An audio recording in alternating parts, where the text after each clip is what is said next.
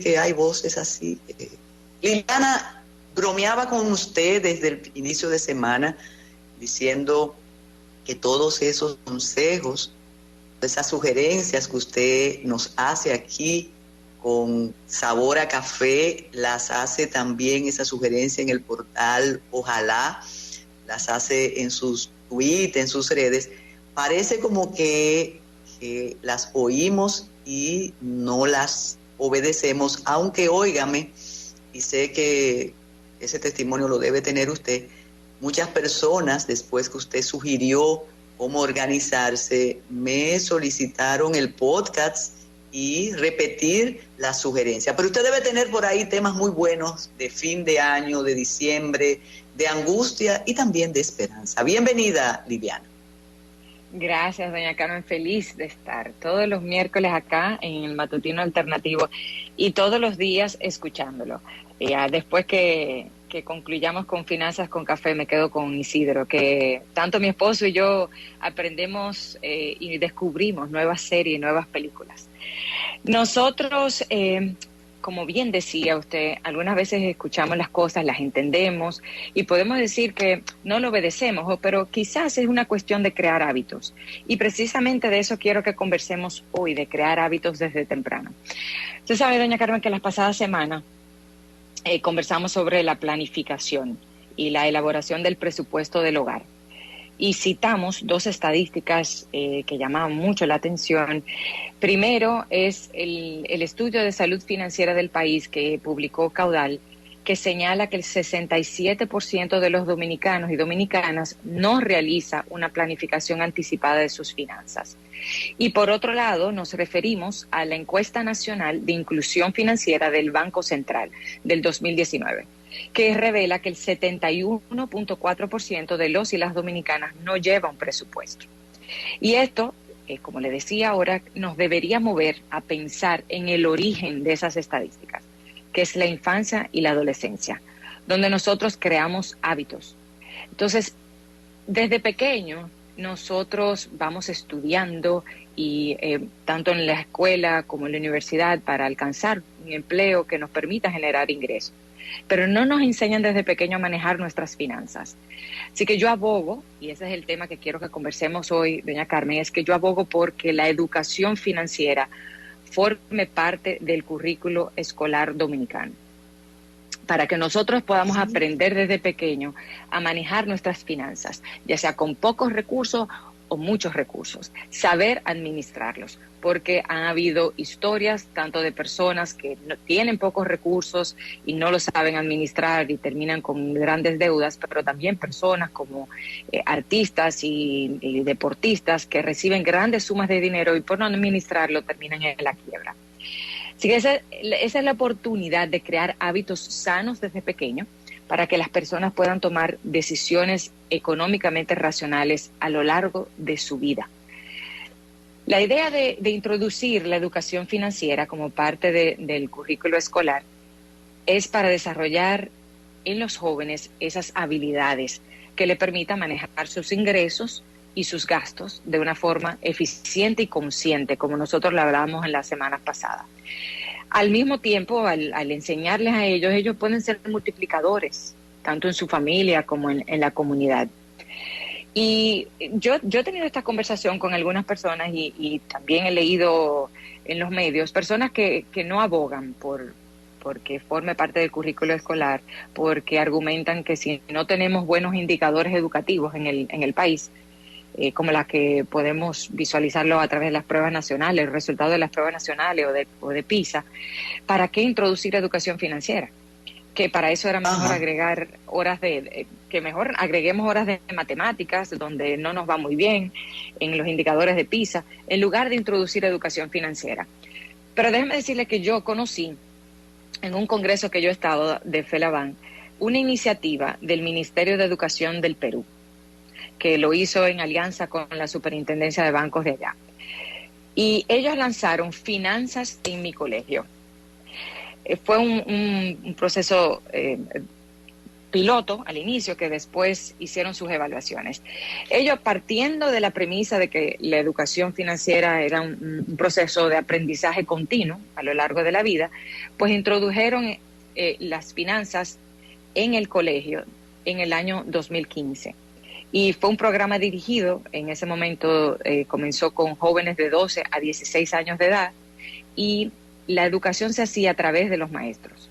Educaban a los maestros, se le enseñaban a los maestros, y ellos a su vez pues transmitían esa información en cientos de colegios a través de cuadernos de trabajo y para los estudiantes. Y antes de expandir ese piloto que se realizó en Perú, que de hecho es de los países a nivel del latinoamericano que no tiene los mejores indicadores de PISA, antes de expandir ese piloto, ellos contaron con el apoyo del BID para medir el impacto de ese programa en las escuelas. Y entonces se dieron cuenta que con ese informe que ellos, con ese apoyo que ellos obtuvieron del BID, y un informe que hizo una persona, Frisancho, que hizo de la OSD, se dieron cuenta de que, primero, esa intervención que hicieron en Perú de finanzas en mi colegio fue costo efectiva. El costo por estudiante solamente eran de $6 para poder dar educación financiera. Pero además de eso, porque realmente entrenaban a los maestros y los maestros eran multiplicadores. Además de eso, ellos se dieron cuenta que el conocimiento financiero aumentó exponencialmente y que el impacto en la prueba PISA fue positivo. O sea, después que introdujeron este programa de finanzas en mi colegio, de educación financiera, Perú tuvo una mejora de 14 puntos en la prueba PISA, en el programa de evaluación internacional de alumnos. ¿Por qué? Hay muchos elementos que ellos evaluaron ahí. Pero una de las cosas que ellos veían que también influía también en las matemáticas era, uno, ellos pudieron verificar que los jóvenes reducían su inclinación al presente, a gastar ahora en el presente y olvidarme del futuro, que esas son una de las premisas de temas de finanzas, de planificarse, de no gastarlo todo ahora, sino también de ahorrar y planificarse hacia el futuro. También hacían un mayor uso del presupuesto, que precisamente lo hablábamos la semana pasada, y mejoraba el patrón de gastos, de identificar dónde había que invertir y dónde gastar menos. Y otra cosa de la que ellos verificaron es que era más frecuente la comparación de precios antes de comprar algo, sobre todo cuando se trata de hacer erogaciones de recursos, fuertes erogaciones de recursos. Siempre es importante comparar los precios y no tomar decisiones apresuradas. Así que con esa experiencia de un país latinoamericano donde los resultados de PISA no son los más favorables a nivel de Latinoamérica, ellos pudieron hacer esta prueba, hicieron esa prueba piloto y la han seguido extendiendo. Entonces eso nos puede llevar a conocer esta experiencia y poder aplicarla acá. Entonces déjeme decirle, en República Dominicana, aquí nosotros en marzo de 2017 se dio a conocer un plan estratégico de educación económica y financiera. Y el objetivo era precisamente incorporar la educación económica y financiera al sistema educativo nacional para llegar a los niños y a los jóvenes. Y en mayo de 2018 se inició en el Ministerio de Educación, se firmó en aquel momento, en mayo de 2018, un acuerdo con el Banco Central, precisamente para enseñar a los profesores, a los docentes, estas habilidades, facilidades y conocimientos en temas de educación financiera y en temas de finanzas. La meta que se estableció en ese momento eran de 8,000 docentes y el objetivo era comenzar por liceos que estuvieran en La Vega, en Santiago, en Puerto Plata, en San Juan y en San Pedro de Macorís.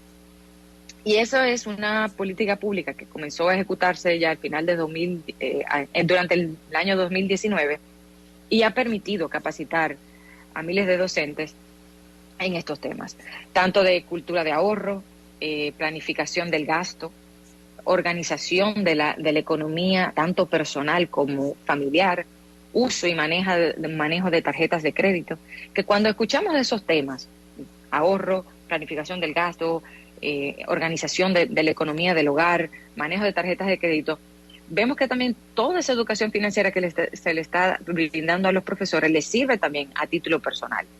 Y eso es una buena iniciativa que se tuvo en el 2018 con ese acuerdo que se firmó entre el Banco Central y el MINER, que debe de fortalecerse y debe de continuarse.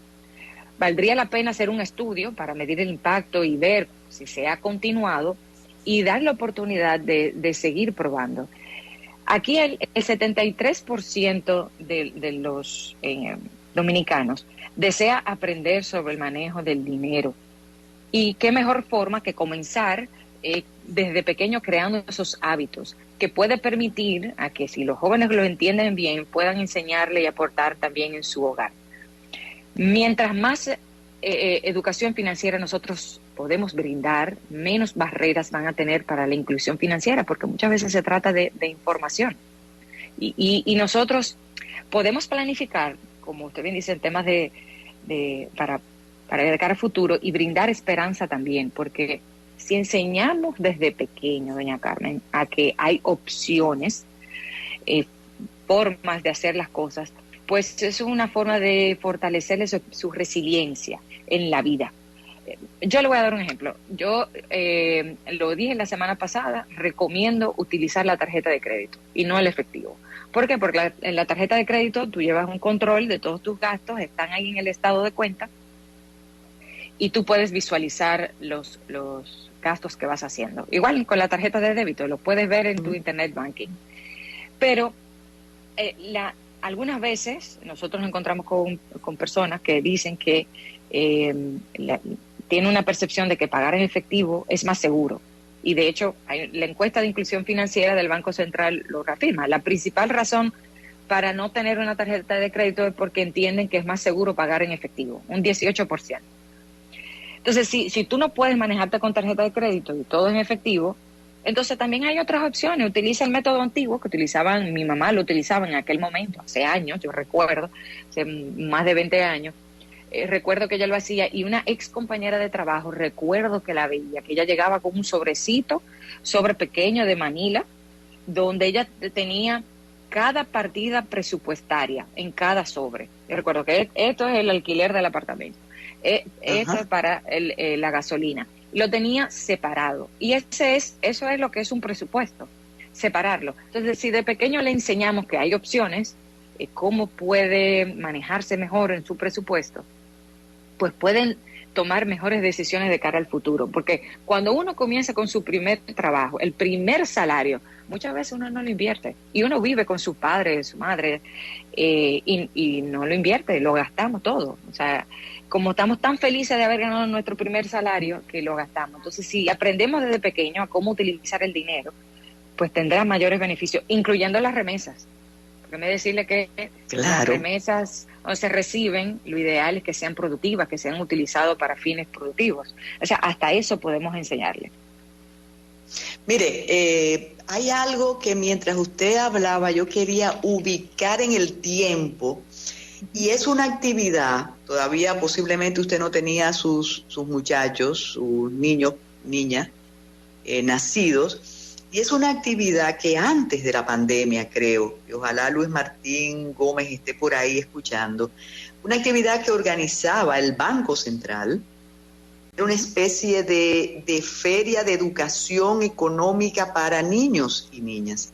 Incluso se hacía en combinación con las direcciones de los colegios de algunas provincias, se organizaba en la explanada del Banco Central, ese lugar muy, muy hermoso que está entre el parqueo del banco y la torre del banco, y le enseñaban y cuando usted mencionó Perú, creo que hay una especie de acuerdo interinstitucional, internacional, para comenzar con la enseñanza, y usted lo liga con el asunto de las deficiencias en educación y demás, cómo darle importancia, pero eso es parte de la educación también, y creo que sería mucho mejor el futuro de toda esa generación y el presente nuestro si se educara, pero no se vaya más lejos, Liliana, y aparte de ese sobrecito Manila y ese apuntar luz, teléfono, agua, basura, recuerde quizás en su infancia a usted una abuela le regaló una alcancía. Sí, sí, sí. No, y yo Y también ahí se iba, claro, y en la alcancía. Salario. Exacto, y el ahorro se enseñaba en la casa de alguna manera. Y esa forma de tú saber disponer de lo que tienes, guardar lo que te sobra.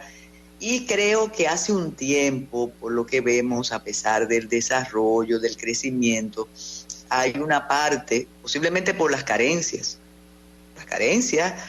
una parte de la población que, como decía hace años una compañera de trabajo en el Palacio de Justicia, cuando llegaba el pago, decía, ay no, yo no quiero que llegue el 25, antes se pagaba los 25, Liliana.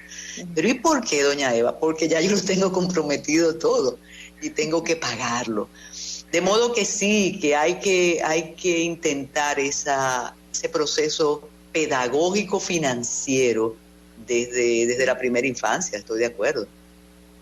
Sí, y déjame decirle que, bueno, yo recuerdo mi primer salario, incluso yo lo recibía en esos sobres Manila, o sea, no, en ese momento no estaba tan desarrollado la tecnología y no lo hacían a través de depósitos a cuentas, o sea, uno lo recibía de esa forma y entonces tenía que administrarse bien porque una vez uno tiene el dinero en efectivo, alguna vez uno no sabe ni en qué se va, porque hay muchos gastos hormigas pequeños que si uno no lo va registrando, uno después se olvida en qué gastó 50 pesos, en qué gastó 100, en qué gastó 200, que si el agua de la casa, de comprar en la casa.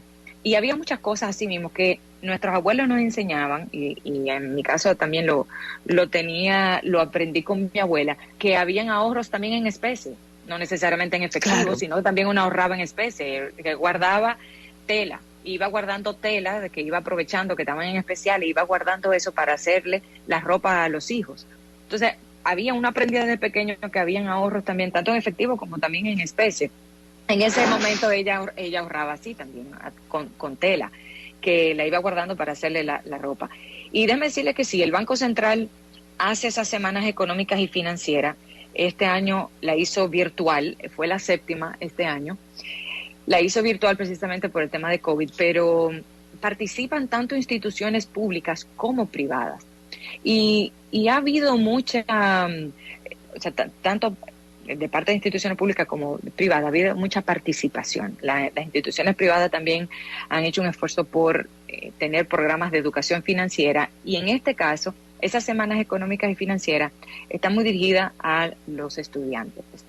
Efectivamente, hay guaguas que llegan de liceos que participan en esas semanas económicas y reciben alcancías, reciben libros, reciben charlas donde se les explica sobre el ahorro, sobre el uso del dinero.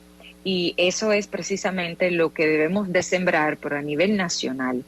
Se ve que tiene resultados.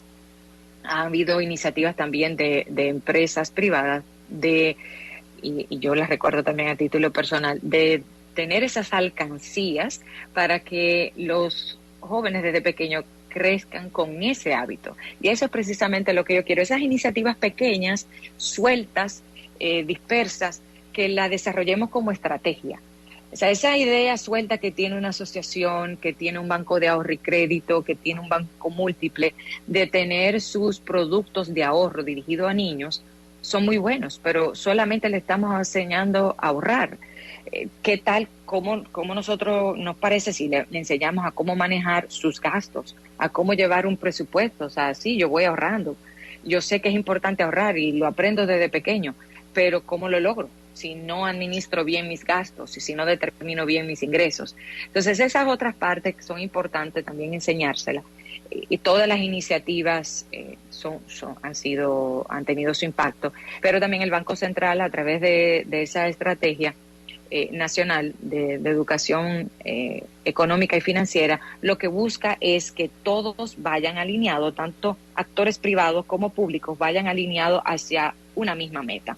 Y de hecho ellos crearon hace 1 año, 2 años, ahora no lo preciso, creo que casi 2 años ya, que el tiempo vuela, ellos lanzaron una página web, que es la Estrategia Nacional de Educación Económica y Financiera, y tiene artículos sobre ahorro, manejo de las deudas, de los préstamos, de cómo manejarse también con su pareja. Pero ya bueno, esos son temas ya para adultos, pero sí tienen artículos que sirven para los adultos.